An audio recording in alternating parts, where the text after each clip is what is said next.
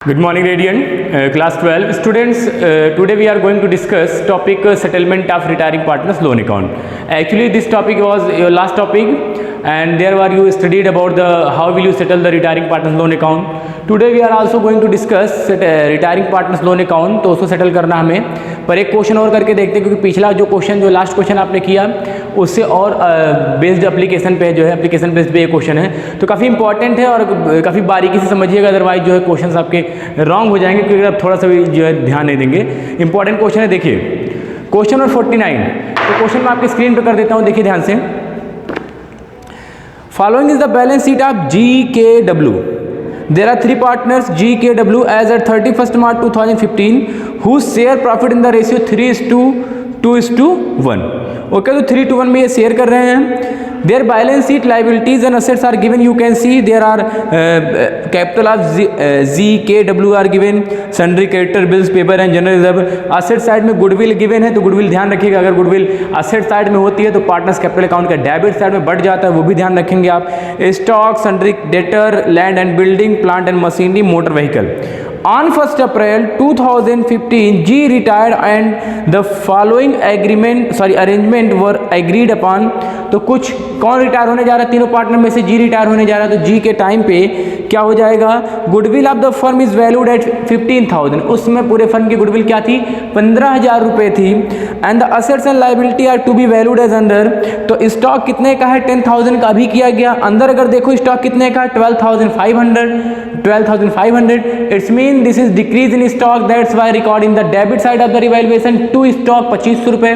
Actually हमने revaluation account पहले से बना रखा है, तो ऐसा नहीं कि जो है अभी जब आप स्क्रीन पे आए तो आपको प्रॉब्लम हो। तो सुनते रहिए क्या क्या बोल रहा हूँ। आपके असेट्स की वैल्यू कितनी है, देखिए 10,000, अंदर कितनी थी 12,500, तो 12,500 से ये 10,000 हो गई, तो 2,500 से डिक्रीज कर जाएगा टू स्टॉक 2,500।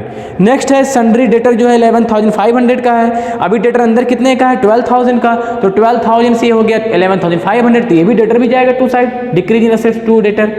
नेक्स्ट इन्फॉर्मेशन है land and building which was considered 18,000 and the cost of land and building inside the book that was 15,000। So 3,000 will be increases by land and building चला जाएगा, assets increase कर रहा है।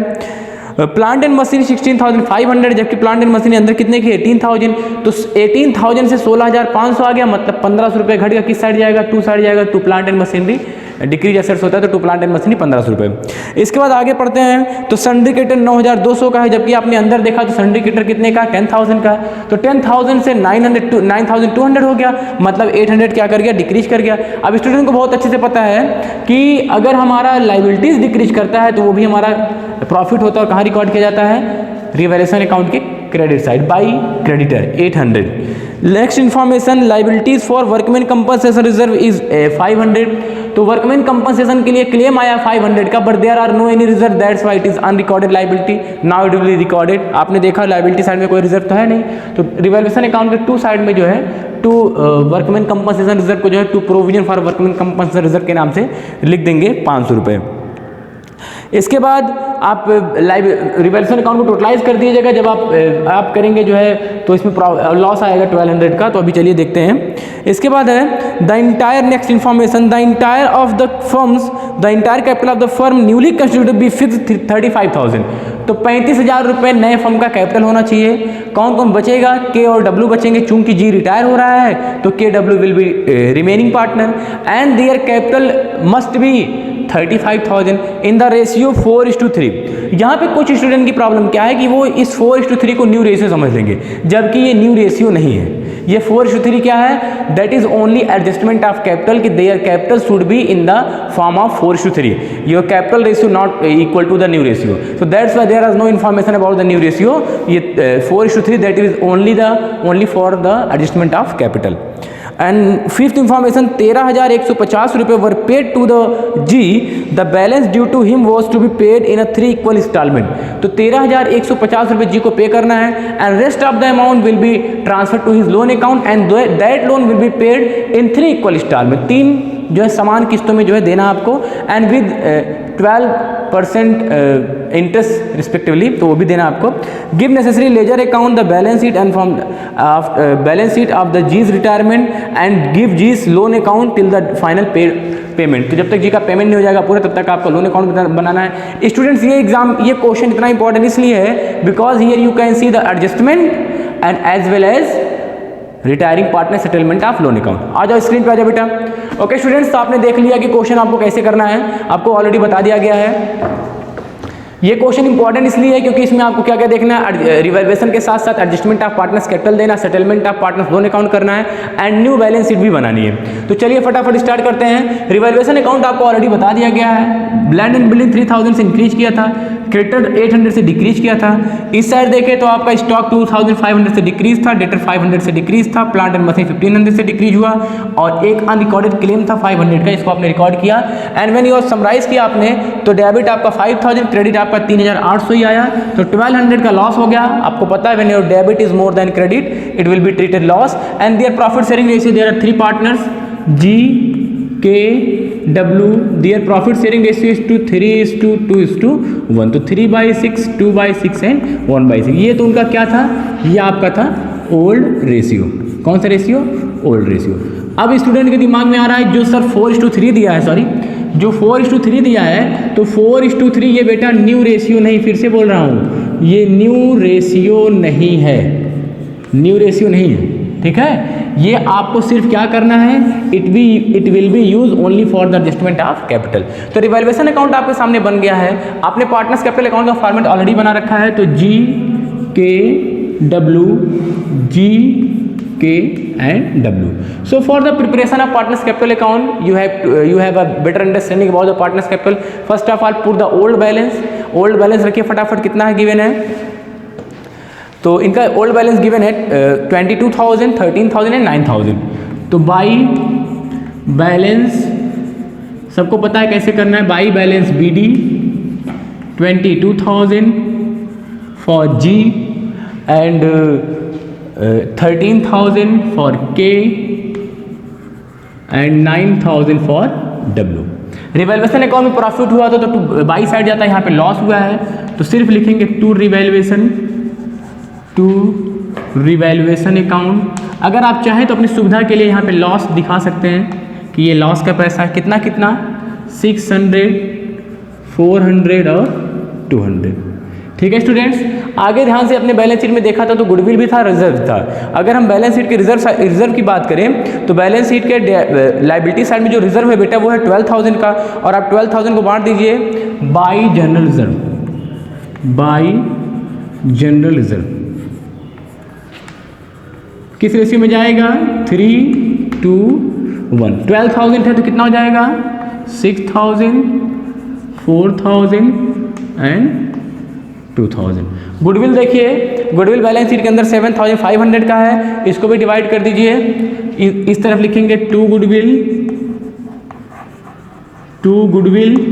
ये बेटा 7,500 रुपये की गुडविल अंदर गिवन है और किस रेशियो में जाएगा 3:2:1 कर लीजिएगा।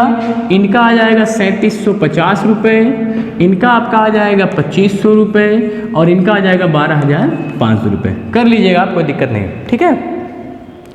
इसके बाद है और तो कोई इन्फॉर्मेशन गिवन है नहीं। अब हम बात करेंगे, चूंकि रिजर्व और ये चीज़ें दे दी जा चुकी हैं, अब हम बात करेंगे गुडविल की, ठीक है। तो रिटायरमेंट किसका हो रहा है, जी का। ये बहुत पुराना कंसेप्ट है कि अगर कोई पार्टनर चला जाता है तो इसके जाने के बाद रिमेनिंग रेशियो क्या बचेगा, रिमेनिंग पार्टनर आपके हो जाएंगे K और W, और K और W के बीच में रेशियो क्या बच रहा है 2:1। तो हमारा पुराना कंसेप्ट है कि अगर हम कोई पार्टनर फॉर्म से चला जाए और इसके जाने के बाद इसके शेयर के बारे में कोई इन्फॉर्मेशन ना गिवन हो तो बचा हुआ रेशियो ही न्यू रेशियो, और यही रेशियो आपका गेनिंग रेशियो बोला जाता है, ठीक है। क्या बोला जाता है, गेनिंग रेशियो, ठीक। अब स्टूडेंट्स हम बात करेंगे गेनिंग रेशियो। तो new ratio equal to gaining ratio हो गया। अब हमें क्या करना है, अब हमें करना ये है बेटा कि हमें निकालना होगा गुडविल। तो टोटल गुडविल गिवन है, पहले ही लाइन में पहला ही पॉइंट है, टोटल गुडविल इक्वल टू 15,000। पूरे फंड की गुडविल कितनी है 15,000। अब हमें किसका शेयर निकालना है, जी। तो जी शेयर ऑफ गुडविल कितना हो जाएगा 15,000 और इसका शेयर क्या है 3/6, तो काट दिए 3 1 3 3 2 6, तो 7,500 रुपये। बात ये होगी कि 7,500 गुडविल आपको तो मिलेगा, आप खुश रहिए, लेकिन इस 7,500 को देगा कौन? तो ये दिया जाएगा गेनिंग रेशियो में। किस रेशियो में दिया जाएगा? गेनिंग रेशियो में। तो गेनिंग रेशियो के लिए आपने देखा क्या आया गेनिंग रेशियो 2:1, इसको क्या लिख सकते हैं 2/3 और 1/3। तो 7500 को 2/3 और इसी 7,500 का 1/3, ठीक है, कर दीजिए। ये इसका आएगा ये 5,000, दैट 5,000 कौन देगा? ये देंगे के, और ये आपका आ जाएगा 2500 रुपये, ये कौन देगा? डब्ल्यू। बात समझाइए? तो रख दीजिए गुडविल का पैसा by gaining partners to sacrificing by case capital account,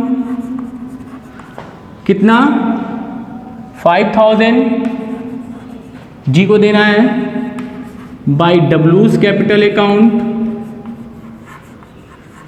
2500 रुपये। तो ये पूरा 7,500 ये पा चुका, ठीक है। गेनिंग का कैसे कंसेप्ट इधर भी चलता है, आपको शायद पता भी होगा कि बाई के बाई डब्ल्यू जी वाले में इधर चला जाएगा 2G कैपिटल, ये गुडविल का चलता है ना, उस इधर से निकल जाता है, तो कई बार बताया गया। के डब्ल्यू करके जी वाले में और जी करके के डब्ल्यू में से निकल जाएगा 5,000, पुराना कंसेप्ट है 2,500, ठीक है। और कोई इन्फॉर्मेशन गिवन है नहीं। अब आप क्या करिए टोटलाइज कर लीजिए, ठीक है, इसका टोटल कर लीजिए। देखिए स्टूडेंट्स, क्वेश्चन में बोला है कि चूंकि जी का रिटायरमेंट हो रहा है, किसका रिटायरमेंट हो रहा है? जी का, ठीक है। तो जब इसका रिटायरमेंट होगा तो आपके दिमाग में हमेशा रहता था कि सर जब जी का रिटायरमेंट होगा तो उसे हम या तो पेमेंट करेंगे या तो हम उसको लोन अकाउंट में ट्रांसफर कर देंगे। चूंकि आप अपने बैलेंस शीट को फिर से देख लीजिए, बैलेंस शीट में कहीं भी कोई कैश नहीं है, और कैश ना होने के बावजूद वो कह रहा है हम पेमेंट करेंगे। कितना पेमेंट करेंगे?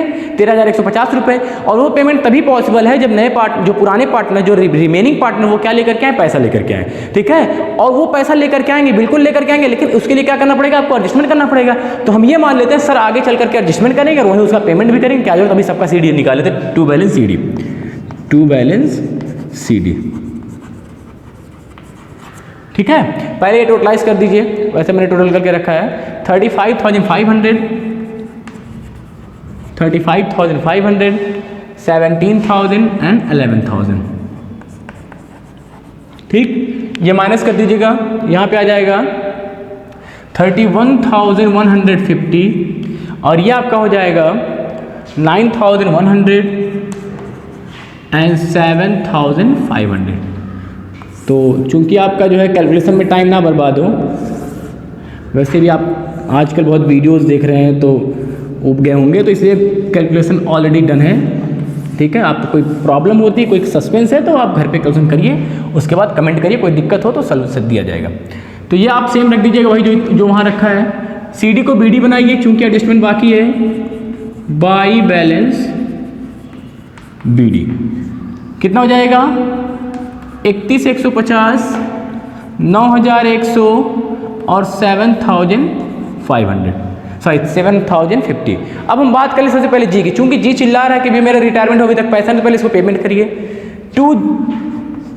टू कैश जी को पेमेंट कर दिए, कितना?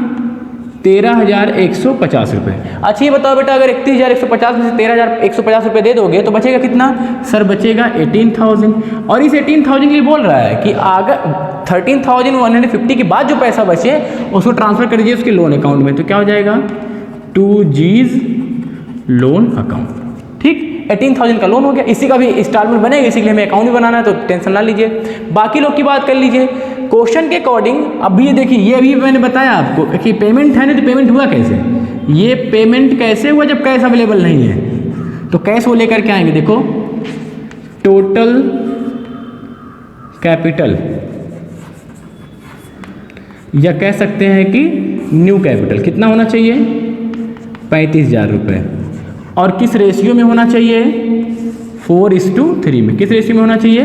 4:3 में। अगर 35,000 रुपये नए फर्म का कैपिटल होना चाहिए 4:3 में, तो के का कैपिटल कितना होना चाहिए? 35,000 × 4/7, इसका कितना होना चाहिए 35,000 इंटू 3/7 कर लीजिए। इसमें के का कैपिटल होना चाहिए 20,000 और के बाद कौन है डब्ल्यू का कैपिटल होना चाहिए 15,000। तो ये इनका कैपिटल होना चाहिए। एडिशनल इन्फॉर्मेशन के अकॉर्डिंग लिखा भी है कि any deficiency and excess will be brought by cash, तो कैश के द्वारा पैसा लिया जाएगा। इनका 9,100 है, कितना होना चाहिए 20,000 रुपये, तो ये 10,900 रुपये लेकर के आएंगे, यही कैश है जो उसको पेमेंट किया गया। अब ये मान लो कि पहले कैश लाया गया होगा तभी पेमेंट किया होगा, बात बराबर है, चाहे इधर से पकड़ो चाहे इधर से पकड़ो। और इसके बाद जो है 15,000 से कंपेयर करिए तो इसका 7,950 रुपये के लिए लेकर के आएगा, 15,000 इसका हो जाएगा। ठीक है, ये बाई कैश से पेमेंट आ गया है, बाई कैश अकाउंट। ठीक, अब इधर कर दीजिए टू बैलेंस CD कर लीजिए। इससे कोई मतलब नहीं है क्योंकि इसका बैलेंस CD बचना नहीं है। इनका 20,000 हो गया, बेचारा उतना पैसा लेकर के आया, और इनका 15,000 हो गया। ठीक है,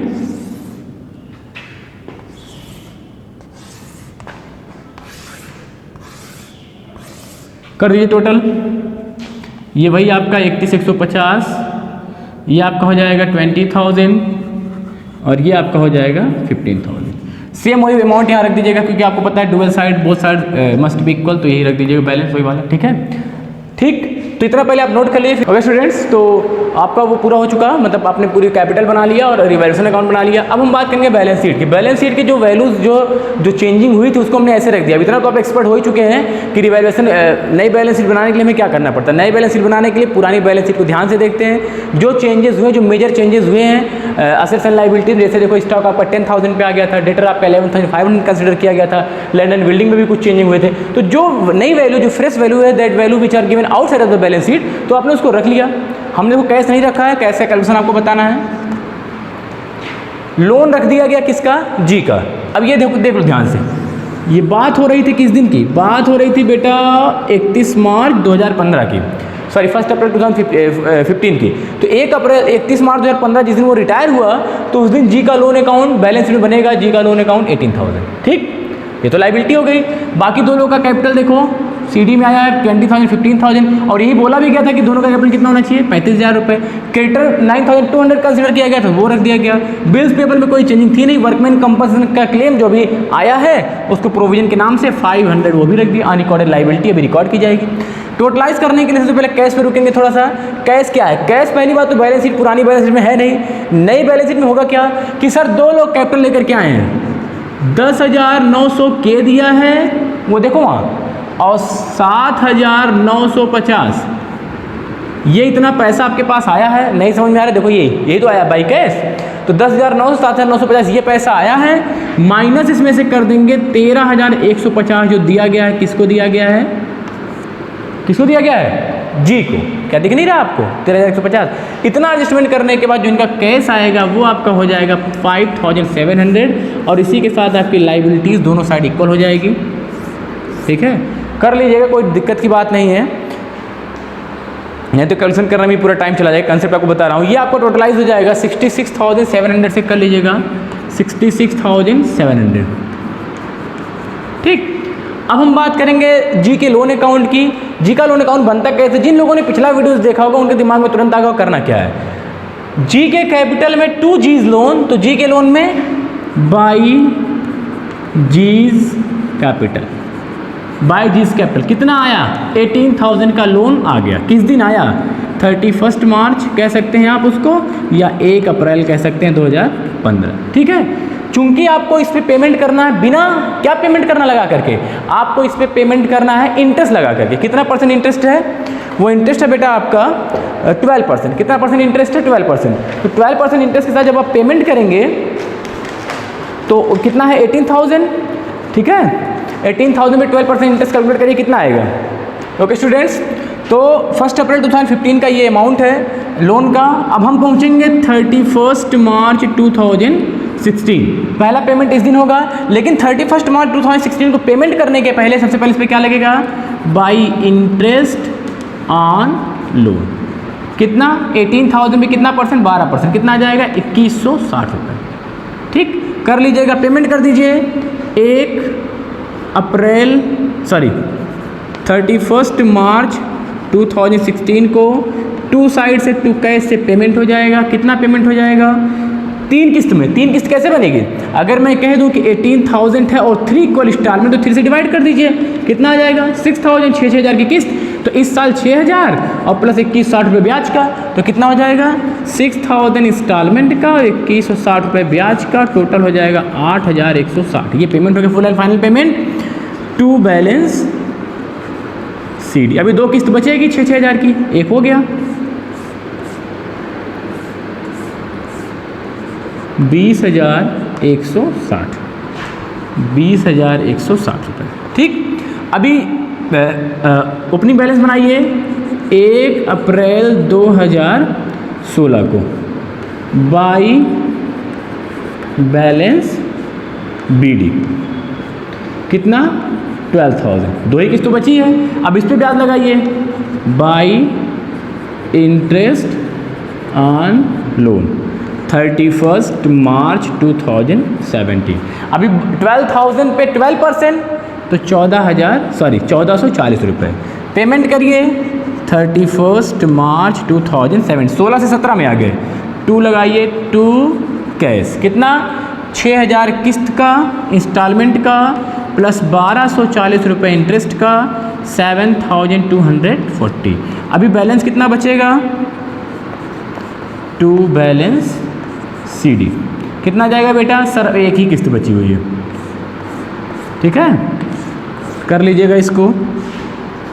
अब इसको अगले दिन डेट बनाइए 1 अप्रैल 2017 बाई बैलेंस BD, कितना? 6,000 रुपये। फिर 31 March 2018 by interest on loan, कितना? 6,000 का 12%, 720। Full and final payment, last payment, final payment 31 March 2018 to cash, कितना पेमेंट? 6,720।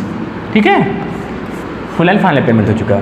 ओके स्टूडेंट्स, तो आई थिंक थोड़ा सा टॉपिक लेंदी था, ठीक है, क्योंकि इसमें एडजस्टमेंट ऑफ कैपिटल भी गिवन था। फिर भी आपने जो है एक बार और वीडियो को फिर से रिवाइज करके देख लीजिएगा ताकि जो कंसेप्ट क्लियर हो जाए। ठीक है, इंपॉर्टेंट क्वेश्चन है, कई बार एग्जाम में आया हुआ है। ओके, इतना नोट कर लीजिए। ठीक है, thank you, thanks for watching.